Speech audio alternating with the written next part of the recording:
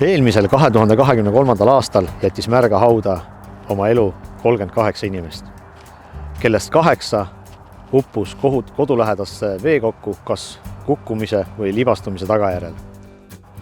Kahetsusväärne on see, et ka sellel aastal on juba üks selline juhtum kodulähedase veekogu juures toimunud. Selle aasta talgupäeva fookusteemaks oleme valinud veeohutuse. Mida me saame veeohutuse tagamiseks ise ära teha? Me saame kodulähedastes veekogude kaldad puhastada sodist, prahist, lehtedest ja täita ta kindla pinnasega, liiva ja kruusaga.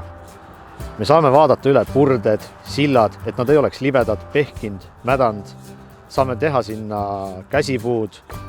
Lisaks saame eakamate puhul kastmisvee tuua kindlale pinnasele ja seda siis pumba ja vooliku abil. Lisaks kodulähedased augud, kaevud saame kinni katta, et keegi sealt läbi ei kukuks ja ei tekiks õnnetust.